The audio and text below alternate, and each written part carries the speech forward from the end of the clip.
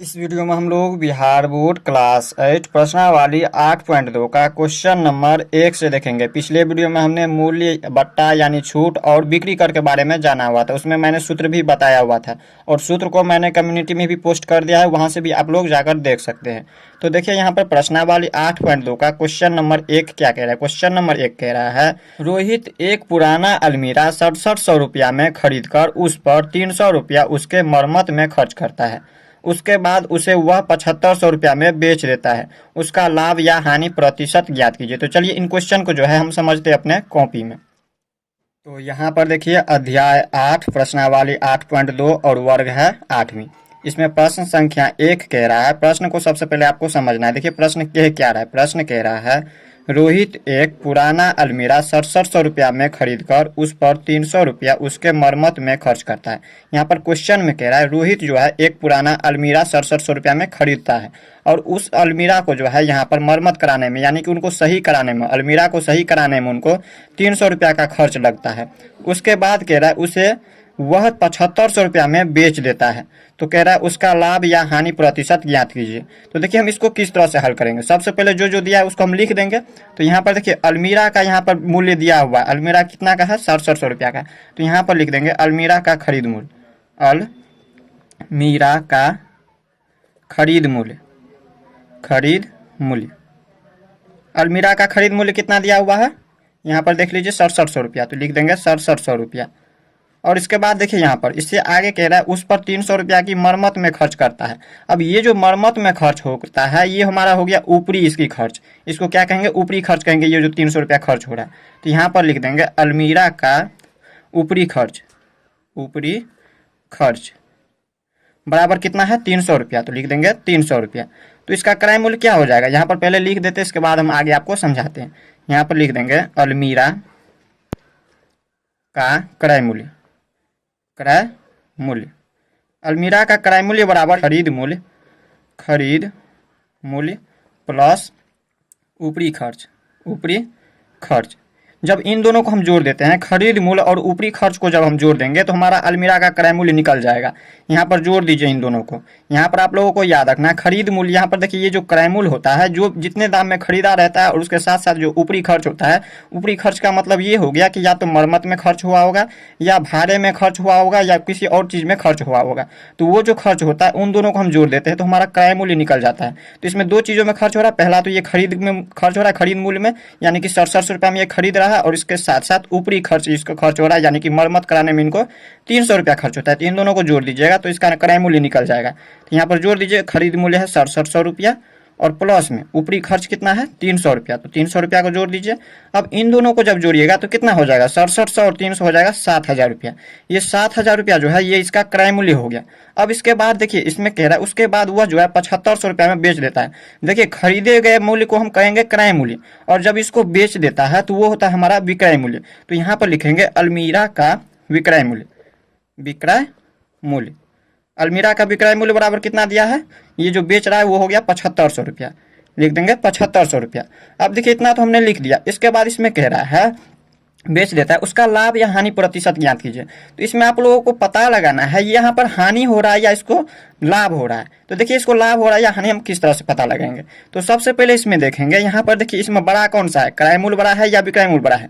विक्रय मूल्य दिया है 7500 रुपया और क्रय मूल्य है 7000 रुपया। तो बड़ा इसमें कौन सा है, तो बड़ा जो है विक्रय मूल्य है। तो यहाँ पर आप लोगों को याद रखना है जब विक्रय मूल्य बड़ा हो, यहाँ पर विक्रय मूल्य जब बड़ा हो क्रय मूल्य से, क्रय मूल्य से तो हमें लाभ होगा। तो हमें क्या होगा, लाभ होगा। देखिए इसको हम उदाहरण के माध्यम समझाते हैं।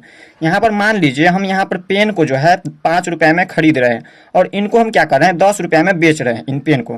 तो हमें 5 रुपये की क्या हो रहा है, फायदा हो रहा है यानी कि लाभ हो रहा है। इसी तरह से ये जो है 7000 रुपया में खरीद रहा है इनको, अलमीरा को, पुराना अलमीरा को, और इसको 7500 रुपया में क्या कर रहा है, बेच रहा है। तो इसको 500 रुपया का क्या हो रहा है, लाभ हो रहा है। तो हम यहाँ पर लाभ बराबर फार्मूला होता है, याद रखिएगा। लाभ बराबर होता है विक्रय मूल्य माइनस क्रय मूल्य, विक्रय मूल्य माइनस होता है क्रय मूल्य, क्रय मूल्य फार्मूला का मतलब होता है सूत्र होता है। तो देखिए लाभ बराबर कितना हो जाएगा, देखिए विक्रय मूल्य क्या है, विक्रय मूल्य है 7500 रुपया। 7500 रुपया, और क्रय मूल्य कितना है 7000 रुपया, तो लिख देंगे 7000 रुपया। अब इसको हम थोड़ा ऊपर कर लेते हैं, पहले यहाँ पर ऊपर कर लिया। अब देखिए इसको हम समझाते हैं। यहाँ पर देखिए इसमें से हम घटाएंगे इसको, तो यहाँ पर हो जाएगा 500 रुपया।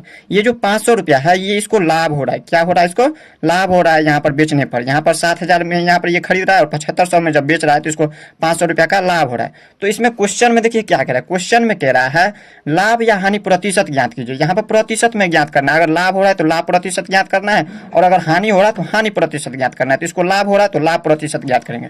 तो देखिए लाभ प्रतिशत बराबर फार्मूला होता है, यानी कि सूत्र होता है लाभ प्रतिशत। लाभ प्रतिशत बराबर सूत्र होता है लाभ बटे क्रय मूल्य और गुना होता है 100। जब भी प्रतिशत में दिया रहता है तो गुना करते हैं हम 100 से।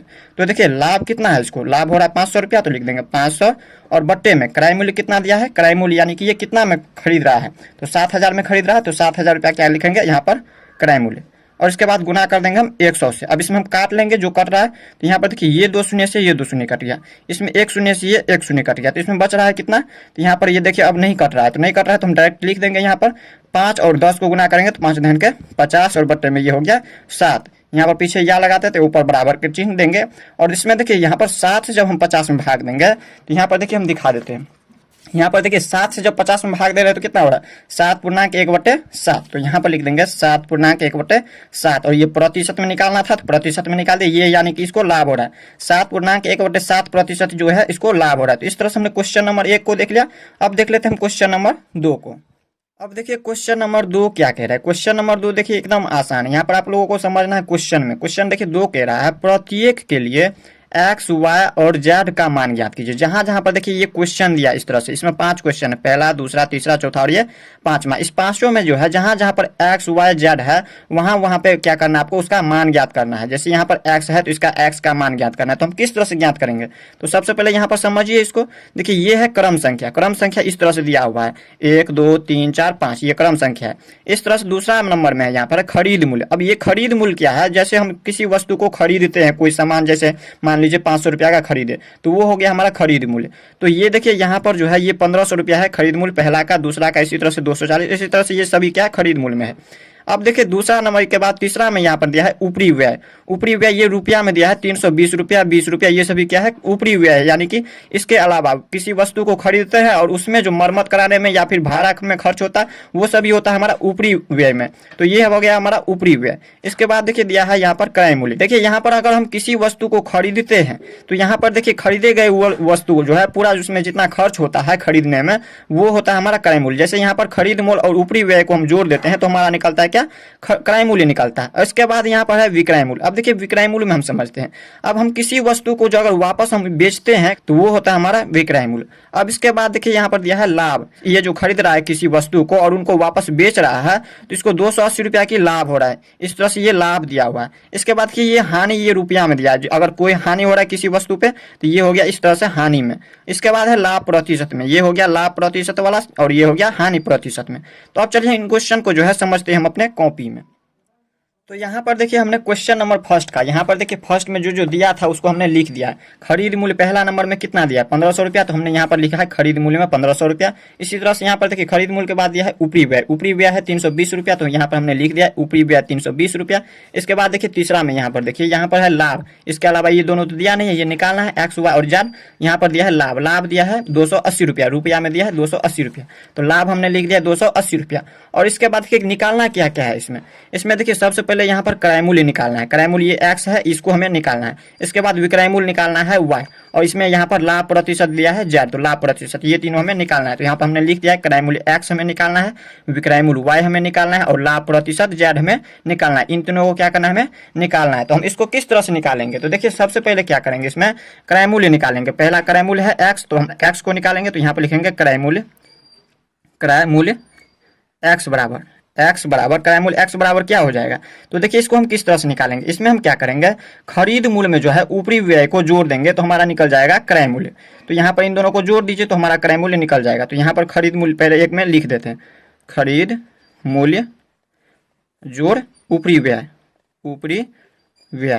अब देखिए खरीद मूल्य कितना है 1500 रुपया, तो यहाँ पर लिख देंगे 1500 रुपया, और प्लस में यहाँ पर ऊपरी व्यय है 320 रुपया, तो लिख देंगे 320 रुपया। अब इन दोनों को जोड़िए, 1500 और 300 हो गया 1800, और ये 20 है तो 20।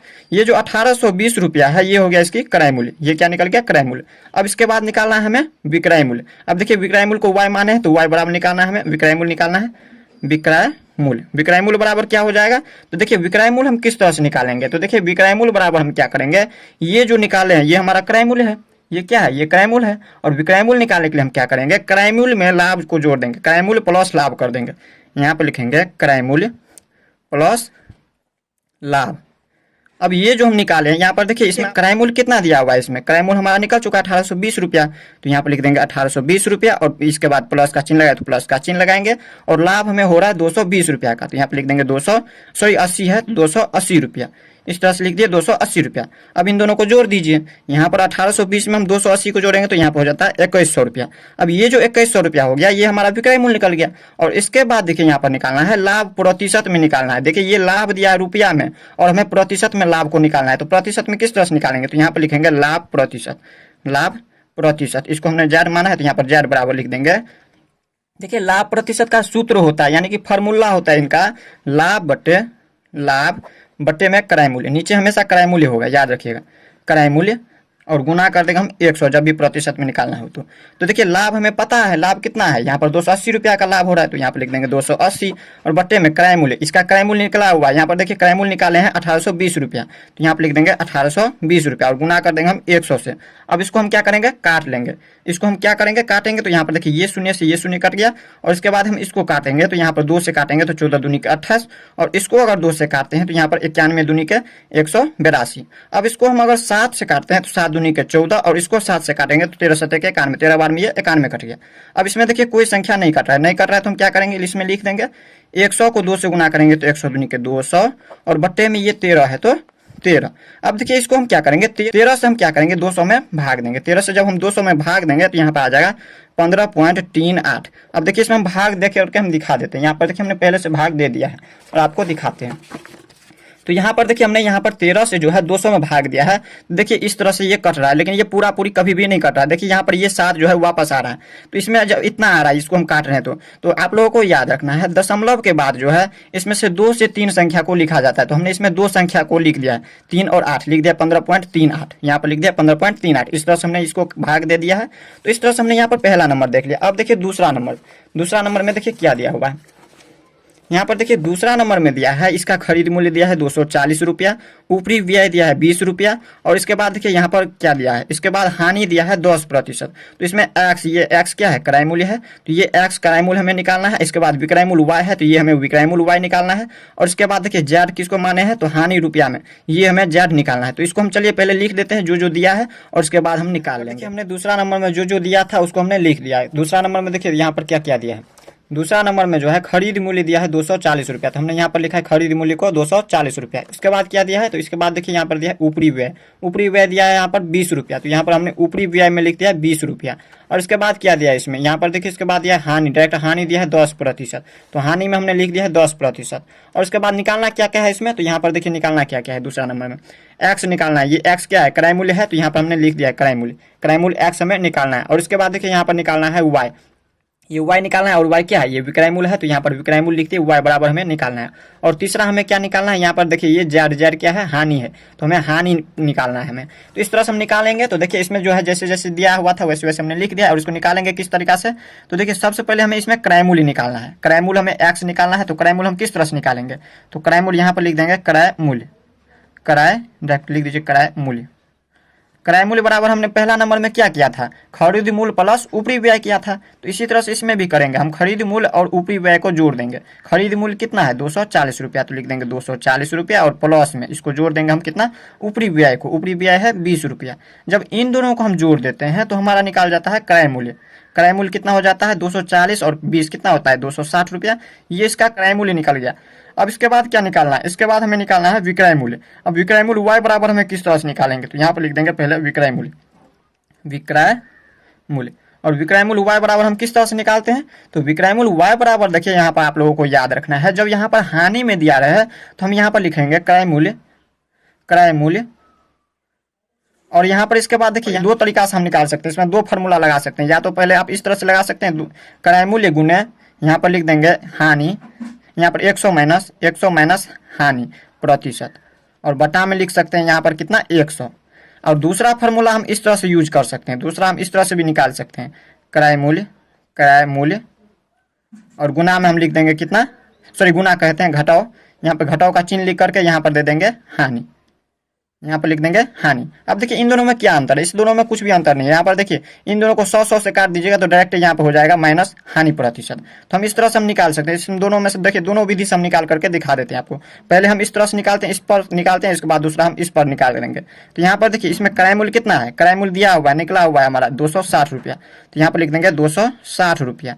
और इसके बाद देखिए घटाएंगे क्या, तो हानि। तो हानि क्या चीज में है, प्रतिशत में दिया है। देखिए जब हम यहाँ पर लाभ निकालते थे और रुपया में था तो हम क्या लिखे थे, क्रय मूल्य प्लस लाभ लिखे थे, और इसमें हानि प्रतिशत में दिया है। तो देखिए ये किसका 10% दिया है, ये भी किसी का तो होगा 10% हानि।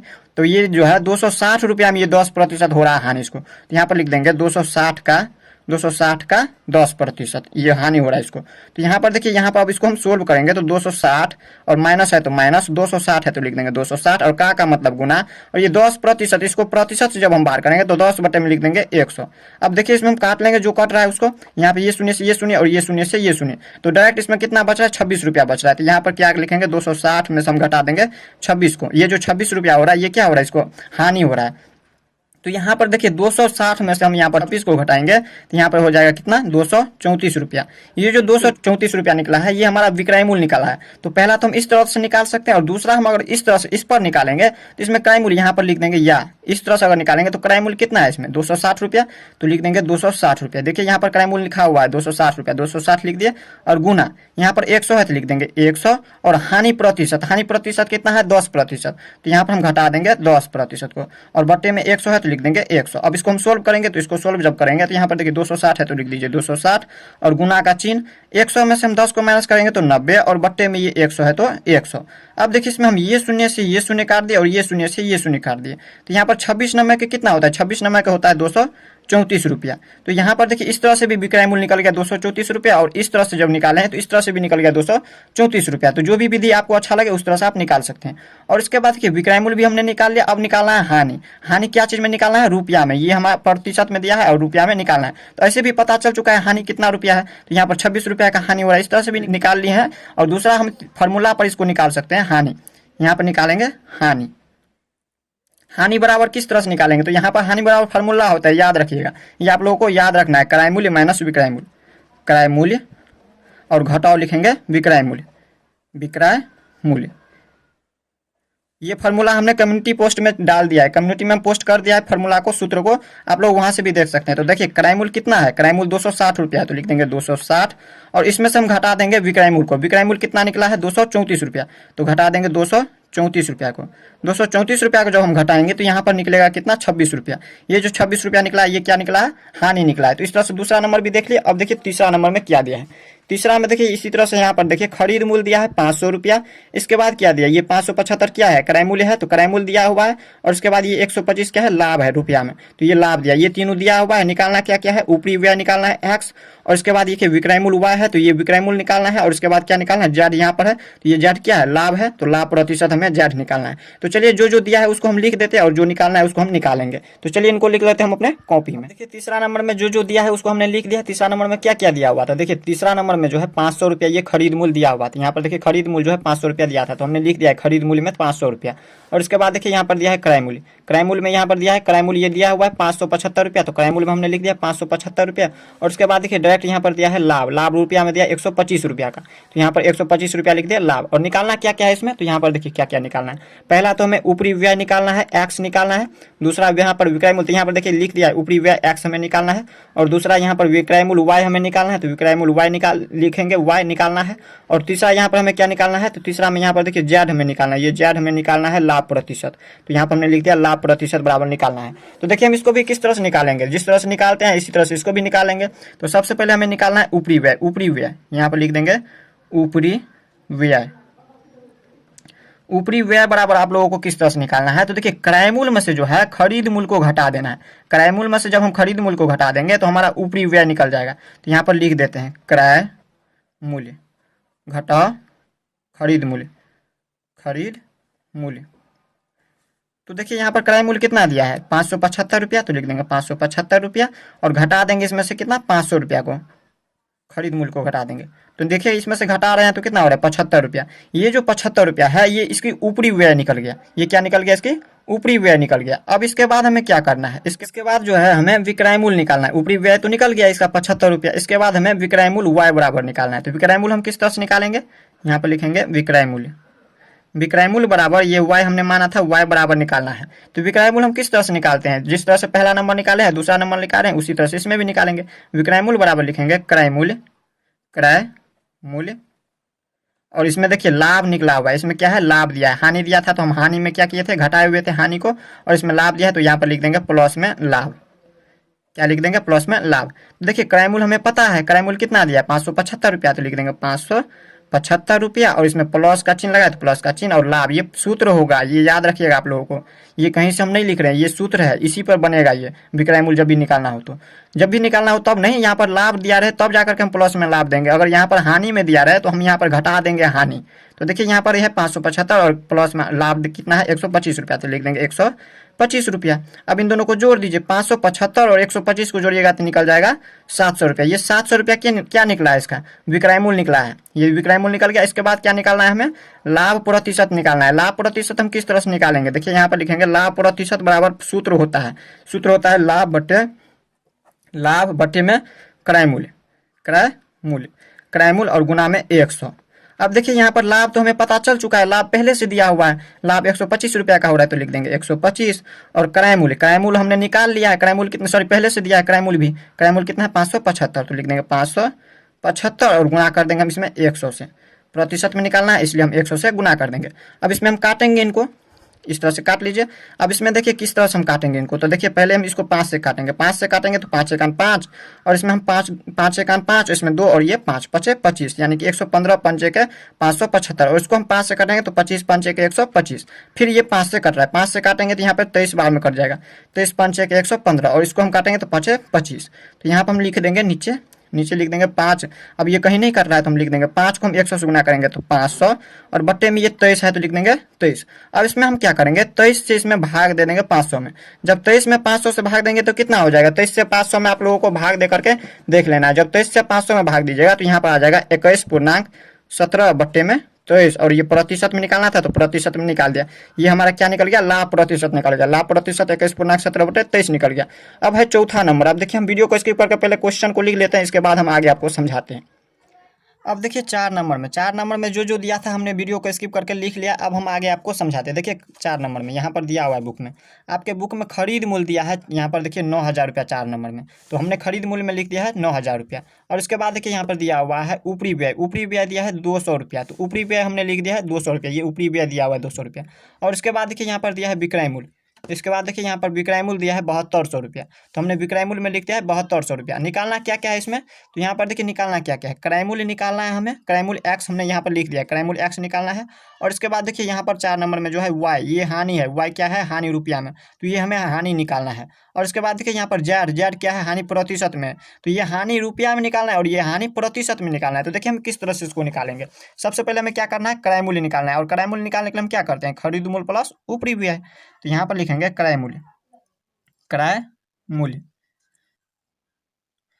बराबर क्या हो जाएगा, यहाँ पर देखिए ये दोनों को जोड़ देंगे, ये इसको और इसको जोड़ देंगे, खरीद मूल्य प्लस खरीद मूल्य कितना है 9,000 और प्लस कर देंगे ऊपरी व्यय है 200 रुपया।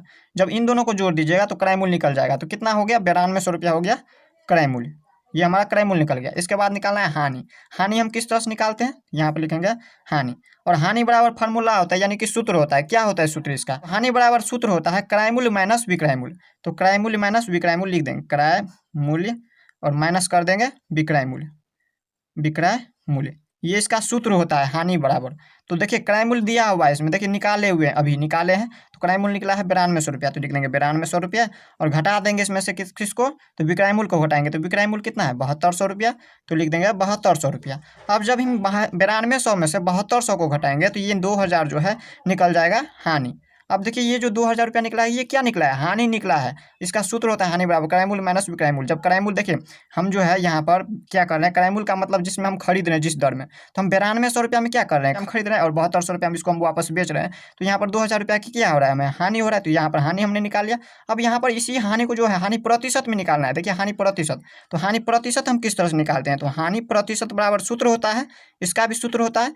यहाँ पर लिखेंगे हानि और बटे में क्या होता है क्रय मूल्य, क्रय मूल्य और क्रय मूल्य और गुना में यहाँ पे होता है 100। जब भी प्रतिशत में दिया रहे तो गुना में हम 100। तो हानि कितना है 200 रुपया, 2000 रुपया, 2000 और क्रय मूल्य कितना निकला, इसका क्रय मूल्य देखिए निकाले हैं 9200 रुपया, तो लिख देंगे 9200 रुपया और गुना कर देंगे हम 100 से। अब देखिए ये 2 शून्य से यहाँ पर काट देंगे तो यहाँ पर ये 2 शून्य डायरेक्ट कट जाएगा और इसमें हम जब काटेंगे तो यहाँ पर देखिए 92 और इधर है कितना 2000, इसको हम 4 से काटते हैं। जब इसको हम 4 से काटेंगे तो कितनी बार में ये कट जाएगा, तो 4 दूनी के 8, इसमें बच गया 1 और ये 2, 4 तिया के 12, तो इस बार में। और इसको जब काटेंगे तो देखिए 4 पंचे के 20, ये 5 बार में ये 20 तो कटा है, ये 2 शून्य बच गया है तो 2 शून्य उतार दीजिए। अब देखिए ये नहीं कट रहा, इसको काटेंगे तो नहीं कटेगा, तो यहाँ पर हो रहा है 500 बट्टे में 23। और जब इसको हम यहाँ पर भाग देंगे 23 से 500 में, तो हम तीसरा नंबर में क्या किए थे, तीसरा नंबर में भाग दिए थे तो क्या हुआ था, उसमें आया हुआ था 21.17/23। यहाँ पर ये तीसरा नंबर में आंसर आया हुआ था। इसी तरह से इसका भी आ जाएगा, उसमें भी था 500/23, इसमें भी है 500/23, तो इसमें भी इतना ही आंसर हो जाएगा। ये क्या हो रहा है, इसको हानि हो रहा है, उसमें लाभ हो रहा था और इसमें हानि हो रहा है, ये हानि प्रतिशत पे हमने निकाला है। अब देखिए 5 नंबर में, वीडियो को स्किप करके पहले जिस तरह से इसमें भी लिखे उसी तरह से लिख देंगे, इसके बाद हम आगे आपको समझाएंगे। अब देखिए 5 नंबर में, 5 नंबर में भी जो जो दिया हुआ था आपके बुक में उसको हमने लिख दिया है। अब देखिए क्या क्या दिया हुआ था 5 नंबर में, देखिए 5 नंबर में जो है यहाँ पर डायरेक्ट दिया है ऊपरी व्यय, ऊपरी व्यय दिया है 50 रुपया, तो यहाँ पर हमने लिख दिया यहाँ पर ऊपरी व्यय, ऊपरी व्यय में हमने लिख दिया 50 रुपया। और उसके बाद देखिए यहाँ पर दिया है क्रय मूल्य, क्रय मूल्य दिया है 500 रुपया, तो क्रय मूल्य हमने लिख दिया है 500 रुपया। और उसके बाद देखिए यहाँ पर दिया है लाभ, लाभ क्या चीज़ में है, लाभ प्रतिशत में है, तो लाभ प्रतिशत में 20% दिया है, तो लाभ 20% में हमने लिख दिया है। और इसके बाद देखिए क्या क्या निकालने के लिए कह रहा है इसमें, इसमें खरीद मूल्य हमें एक्स कह रहा है निकालने के लिए, तो हमने लिख दिया खरीद मूल्य एक्स हमें निकालना है। और उसके बाद देखिए यहाँ पर वाई, ये वाई क्या है, विक्रय मूल्य है, तो विक्रय मूल्य हमें रुपया में निकालना है, तो वाई यहाँ पर हमने निकाला है इससे। और इसके बाद लाभ रुपया में निकालना है, देखिए प्रतिशत में दिया है लाभ और रुपया में इसको निकालना है जेड, तो इस तरह से हम इसको भी लिख दिए लाभ जेड, ये जो है रुपया में है तो लिख दिया जेड रुपया में, और इसको निकालना है। अब निकालेंगे हम किस तरह से, तो देखिए सबसे पहले हम क्या करेंगे, इसमें खरीद मूल्य निकालेंगे, और खरीद मूल्य निकालने के लिए हम क्या करेंगे, तो क्रय मूल्य में से हम जो है ऊपरी व्यय को घटा देंगे तो हमें निकल जाएगा। तो यहाँ पर लिख देंगे खरीद मूल्य, खरीद मूल्य। और खरीद मूल्य हम क्या करेंगे, यहाँ पर घटा देंगे इस क्रय मूल्य में से, क्रय मूल्य कितना है 500, 500 में से जो है हम माइनस कर देंगे किसको, ऊपरी व्यय को, ऊपरी व्यय कितना है 50 रुपया, तो 50 रुपया को घटाएंगे तो ये जो 450 रुपया निकलेगा ये हमारा निकलेगा खरीद मूल्य, ये क्या निकलेगा खरीद मूल्य, इसका खरीद मूल्य हो जाएगा 450 रुपया और ऊपरी व्यय हो जाएगा 50 रुपया, तो 450 और 50 को जोड़ेंगे तो ये 500 रुपया क्रय मूल्य आ जाता है इसका। अब इसके बाद क्या निकालना है, इसके बाद निकालना है हमें विक्रय मूल्य। अब विक्रय मूल्य हम किस तरह से निकालेंगे, विक्रय मूल्य, विक्रय मूल्य हम किस तरह से निकालते हैं, तो जिस तरह से निकालते हैं उसी तरह से इसमें देखिए ये लाभ हो रहा है, जब लाभ हो रहा है तो इसमें 2 तरीका से निकाल सकते हैं। पहला तो हम इस तरह से क्रय मूल्य गुने 100 प्लस लाभ प्रतिशत और बट्टे में लिख देंगे 100, इस तरह से निकाल सकते हैं। और दूसरा हम किस तरह से निकाल सकते हैं, तो क्रय मूल्य और प्लस में लिख देंगे लाभ, उस तरह से भी निकाल सकते हैं। तो जिस तरह से आपको अच्छा लगे उस तरह से निकाल दीजिए। तो इसमें हम अगर इस तरह से निकालते हैं तो देखिए क्रय मूल्य जिसमें निकला हुआ है, क्रय मूल्य हमने निकाला हुआ पहले से लिखा हुआ है, क्रय मूल्य कितना दिया है पहले से 500 रुपया, तो लिख देंगे 500 रुपया। और उसके बाद गुणा का चिन्ह, तो गुणा का चिन्ह 100 है तो लिख देंगे 100, और प्लस का चिन्ह लगाए तो प्लस का चिन्ह, और लाभ प्रतिशत जो है 20%, तो लिख देंगे 20% और बट्टे में 100 लिख देंगे, 100 है तो। अब देखिए इसमें हम यहाँ पर क्या करेंगे, इसमें पहले जोड़ लेते हैं, यहाँ पर 500 है तो लिख देंगे 500 और गुना का चिन्ह 100 में हम 20 को जोड़ेंगे तो 120 और बट्टे में ये 100। अब देखिए ये 2 शून्य से ये 2 शून्य कट गया तो यहाँ पर कितना हो गया, तो 20 पंचे के 100, पंचे के 500 और 20 पंचे के 100, 20 पंचे के 100, तो यहाँ पर 500 और 100 600, ये हो गया 600 रुपया, ये इसका विक्रय मूल्य निकल गया। दूसरा तरीका से अगर निकालते हैं तो उसमें भी आता है इसी तरह से, इतना ही आता है। दूसरा तरीका देखिए इस तरह से भी हम निकाल सकते हैं, या निकाल देंगे हम क्रय मूल्य और गुना कर देंगे क्रय मूल्य और प्लस कर देंगे लाभ। तब यहाँ पर देखिए प्रतिशत में जब निकालना हो तो हम क्रय मूल्य इसमें दिया हुआ है कितना 500 रुपया, तो लिख देंगे 500 और इसके बाद हम प्लस का चिन्ह देंगे। और लाभ देखिए प्रतिशत में जब दिया रहे तो यहाँ पर हम लाभ कितना का प्रतिशत 20% है, ये 500 का क्रय मूल्य इसका 500 है, तो क्रय मूल्य 500 है तो 500 का लिख देंगे का 20%, तो बराबर हम करेंगे तो 500 और प्लस में 500 है तो 500 का मतलब गुना, और 20% को हम प्रतिशत से बाहर करेंगे तो यहाँ पर हो जाएगा 20 बटे में 100। अब देखिए इसको हम काटेंगे तो यहाँ पर देखिए ये 2 शून्य से ये 2 शून्य कट जाएगा, तो यहाँ पर कितना हो रहा है 500 और प्लस में 20 पंचे के 100, फिर भी आ रहा है यहाँ पर 600 रुपया, जिसमें से आपको जो भी विधि अच्छा लगे उस तरह से आप निकाल सकते हैं। तो यहाँ पर हमारा विक्रय मूल्य निकल गया इसका 600 रुपया। इसके बाद क्या कह रहा है निकालने के लिए, इसके बाद हमें कह रहा है लाभ जो है रुपया में निकालने के लिए, तो प्रतिशत में, और इसको रुपया में कितना निकलेगा लाभ जब निकालेंगे, तो लाभ बराबर देखिए यहाँ पर आप लोगों को याद रखना है, इसको हम किस तरह से निकाल सकते हैं। तो देखिए लाभ बराबर फार्मूला होता है विक्रय मूल्य और माइनस क्रय मूल्य। तो देखिए विक्रय मूल्य कितना दिया है कि विक्रय मूल्य हमारे 600 रुपया निकला है, तो लिख देंगे 600 और इसमें से घटा देंगे क्या क्रय मूल्य को। क्रय मूल्य कहाँ पे है, तो देखिए क्रय मूल्य जो है पहले से दिया है 500 रुपया, तो इसको 500 रुपया को घटा दीजिए। जब इसको हम घटाएंगे तो कितना हो जाएगा, 600 में से 500 घटाएंगे तो 100 रुपया, ये 100 रुपया इसको क्या हो रहा है लाभ हो रहा है। तो इस तरह से हमने यहाँ पर रुपया में निकाल दिया। अब इस तरह से हमने क्वेश्चन नंबर 2 तक इस वीडियो में देख लिया। नेक्स्ट वीडियो में जो है हम लोग इनसे आगे देखेंगे। तो मिलते हैं नेक्स्ट वीडियो में, तब तक के लिए गुड बाय।